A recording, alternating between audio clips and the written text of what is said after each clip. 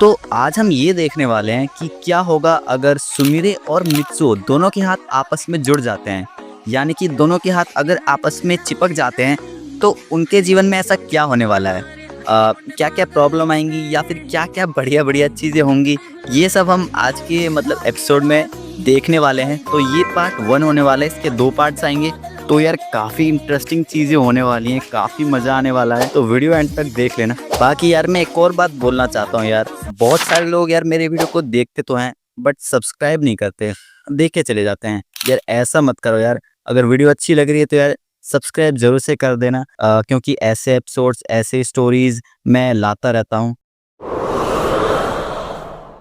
तो स्टार्टिंग में क्या होता है कि यहाँ पे मित्सु जो है वो न्यूज़ देख रहा होता है और न्यूज़ में आता है कि जो सुमिरे है वो कहीं माउंटेन्स में, स्नो माउंटेन्स में फंस गई है, यानी कि गायब हो गई है। अब ये न्यूज़ सुन के जो मित्सु है वो एकदम घबराने लगता है, पर वो तुरंत से अपना परमानेंट सेट पहनता है और सभी परमानेंट्स को बुलाता है। यहाँ पे पायन तो आ जाता है, बट जो बूबी होता है वो अपनी गर्लफ्रेंड के साथ घूमने गया था, अपनी बंदरिया के साथ, तो वो नहीं आ पाता। परमेन और पायन जितनी तेज हो सकते थे ना, उतनी तेज उड़कर वो स्नो माउंटेन्स में पहुंच जाते हैं। अब स्नो माउंटेन्स में पहुंचने के बाद वो दोनों ही सुमिरे को ढूंढने लगते हैं, सुमिरे सुमिरे चिल्लाकर। बट वहां पर स्नोफॉल इतनी तेज हो रखी थी कि विजन बिल्कुल ब्लर हो रखा था, कुछ नहीं दिख रहा था दोनों को ही। जिसके बाद क्या होता है कि जो पायन और परमेन है दोनों ही एक दूसरे को खो देते हैं, यानी कि दोनों ही अलग अलग जगह डायरेक्शन में चले जाते हैं। पर इसके बाद भी दोनों रुकते नहीं हैं।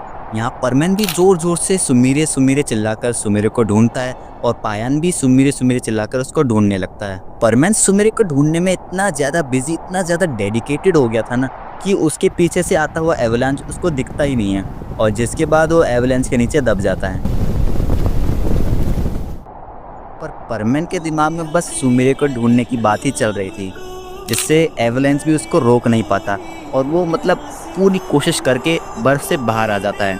बट जब वो बर्फ़ से बाहर आता है तो वो देखता है कि उसका परमेन सूट उसके साथ होता ही नहीं है, परमेन सूट कहीं और ही चला गया था। जिसके बाद परमेन अब अपने परमेन सूट को ढूंढने लगता है और सूट को ढूंढते ढूंढते ना परमेन को यानी मित्सु को एक गुफा दिखती है और वो सोचता है कि थोड़ी देर मुझे यहाँ पे रेस्ट कर लेना चाहिए, जब बाद में बर्फ़ थोड़ी सी स्लो हो जाएगी, यानी स्नोफॉल थोड़ी स्लो हो जाएगी, तो उसके बाद वो ढूंढेगा। पर सरप्राइजिंगली कुछ ऐसा होता है ना कि जो मित्सु है जिस केव में वो गया था उसमें ही सुमिरे थी, और सुमिरे के साथ उसकी मैनेजर भी और वो अपनी मैनेजर के कारण ही पाको नहीं बन पा रही। यहाँ जो सुमिरे होती है वो मित्सु को देखकर सरप्राइज हो जाती है, थोड़ा सा अचंभित हो जाती है कि ऐसे वेदर में मित्सु यहाँ पे क्या कर रहा है। जिसके बाद सुमिरे मित्सु से उसका कारण पूछते हैं यहाँ पे आने का, तो मित्सु थोड़ी देर यहाँ पे सोचता है कि उसे क्या बोलना चाहिए। जिसके बाद वो कहता है कि मैं यहाँ पे तब आया था जब यहाँ का वेदर थोड़ा ठीक था, यहाँ मैं घूमने आया था।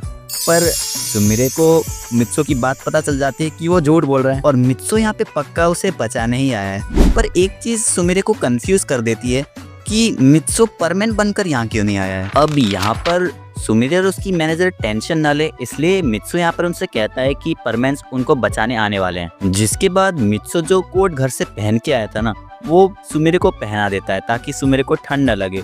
बट जो मित्सु का कोट था वो ऑलरेडी भीगा हुआ था क्योंकि वो एवलांच के नीचे दबा हुआ था। जिसके बाद सुमिरे देखती है कि जो मित्सु है वो कांप रहा है, तो सुमिरे क्या करती है कि वो अपने बैग से घर से जो भी सामान लेके आई थी उसमें से एक ब्लैंकेट निकालती है और मित्सु को दे देती है। पर जो यहाँ पर सुमिरे की मैनेजर है वो इशारा करती है सुमिरे को कि वो ना दे ब्लैंकेट और उसे खुद ही ओढ़े, पर यहाँ पर सुमिरे उसकी मैनेजर को ही इग्नोर कर देती है। जिसके बाद मित्सु क्या करता है कि जो भी उसके सारे भीगे हुए कपड़े थे उन्हें उतार कर वो ब्लैंकेट ओढ़ लेता है। अब मित्सु यहाँ पर ब्लैंकेट ओढ़ तो लेता है, पर वो सुमिरे को देख लेता है कि वो अपनी जो कंडीशन है उसे ठंड लग रही है, वो ऐसा दिखाना नहीं चाह रही है पर उसे असलियत में ठंड लग रही होती है। जिसके बाद मित्सु अपने बैग से कुछ बर्निंग मटेरियल, यानी कि ऐसे मटेरियल जिनको जलाया जा सकता है, वो अपने बैग से निकलता है, क्योंकि ऑलरेडी वो थोड़ा सा प्रिपेयर करके आया था कि ऐसा कुछ ना कुछ होगा कि वहाँ पर आग जलाने की नौबत आ सकती है, तो वो घर से प्रिपेयर होके आया था। मित्सु सुमिरे को यहाँ खुश करना चाहता था और उसे थोड़ी वार्म पहुँचाने की कोशिश करना चाहता था।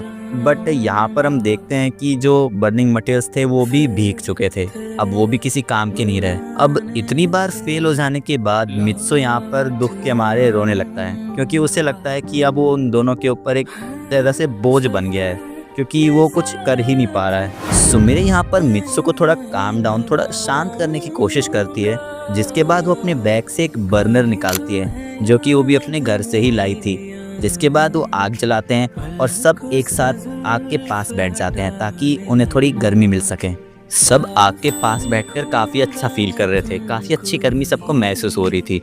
पर यहाँ पर मित्सु नोटिस करता है कि जो सुमिरे है ना, वो उस साइड बैठी है जहाँ पर गुफा की डायरेक्ट हवा आ रही है, मतलब गुफा के अंदर जहाँ पे डायरेक्ट हवा आ रही है ठंडी। और ताकि मित्सु को ठंड न लगे, वो मित्सु के एकदम सामने बैठी हुई थी और मतलब वो जो एयर है उसको ब्लॉक कर रही थी मित्सु के पास तक पहुँचने में। अब यहाँ पर मित्सु थोड़ा ये नोटिस भी कर लेता है कि सुमिरे अपनी जो ठंड है, उसे ठंड लग रही है, ऐसा छुपाने की कोशिश कर रही है। अब इसके बाद मित्सु क्या करता है कि उसके जो कपड़े जो कि अब हाफ सूख चुके हैं, वो बर्नर के कारण उन्हें वापस से पहन लेता है और जो ब्लैंकेट उसने पहले ओढ़ रखा था उसे वापस से सुमिरे को उड़ाकर गुफा के बाहर चला जाता है, और वो भी किसी से बिना कुछ कहे। अब कुछ देर बाद जो मित्सु है वो वापस से आता है और उसके हाथ में कुछ पेड़ की टहनियाँ होती हैं, जिसके बाद गुफा में जहाँ से हवा आ रही होती है वहाँ पर वो उन टहनियों को जोड़ने की कोशिश करता है ताकि वो हवा ब्लॉक हो सके। पर लकड़ियाँ काफ़ी अनस्टेबल होती हैं और बार बार वो गिर रही होती है, पर मित्सु यहाँ पर हार नहीं मान रहा होता और मतलब बार बार कोशिश किए जा रहा था। जिसके बाद सुमिरे मित्सु की इस डेडिकेशन को देखकर काफ़ी ज़्यादा इम्प्रेस हो जाती है कि मित्सु हर वो कोशिश कर रहा है जिससे वो दूसरों को खुशी पहुंचा सके, चाहे उसे खुद ही कितनी तकलीफ क्यों ना हो रही हो। जिसके बाद सुमिरे मन ही मन में कह रही होती है कि मुझे तुमसे यही उम्मीद थी मित्सु। अब यहाँ पर बीच में एकदम से मैनेजर टपक पड़ती है और वो कहती है कि मेरे पास कुछ ऐसा है जिससे लकड़ियों को स्टेबल बनाया जा सकता है। जिसके बाद वो अपने बैग से एक सुपर ग्लू निकालती है, हाँ वही वाला ग्लू जिसको हमने एपिसोड में देखा था। मित्सु क्या करता है कि वो जो सुपर ग्लू है उसको ब्रांचेस के बीच बीच में लगाकर ब्रांचेस को स्टिक यानी एक साथ जोड़ने की कोशिश करता है ताकि एक अच्छा बैरियर बन सके हवा रोकने के लिए। सुमिरे भी मित्सु की हेल्प करती है और वो दोनों मिलकर एक बढ़िया बैरियर बना देते हैं। जिसके बाद दोनों ही एक दूसरे का हाथ पकड़कर जोर जोर से उछलकर सेलिब्रेट करने लगते हैं। पर यहाँ पर उनको बाद में एहसास होता है कि ऐसा करने की वजह से जो ग्लू है वो उनके हाथ में लग चुकी है। जिसके बाद मित्सु का राइट हैंड और सुमिरे का जो लेफ्ट हैंड है वो एक साथ चिपक जाता है। अब इसके बाद शुरू में दोनों बहुत ज़्यादा पैनिक करने लगते हैं, दोनों मतलब पूरी फोर्स लगाकर एक दूसरे का हाथ छुड़ाने की कोशिश करते हैं। पर यहाँ पर मैनेजर कहती है कि ये सुपर ग्लू है, इतने आराम से ये नहीं निकलने वाला, इसको निकलने में बहुत टाइम लगता है, तो तब तक तुम्हें ऐसे ही रहना पड़ेगा। अब मैनेजर को दिखाने के लिए वो एक्टिंग तो करती है सुमिरे की वो बहुत पैनिक में है, पर अंदर ही अंदर वो खुश भी थी और मित्सु तो और भी ज़्यादा खुश था। चलनी है मोरनी बन के, मोरनी बन के नी अज फिर किथे चलनी।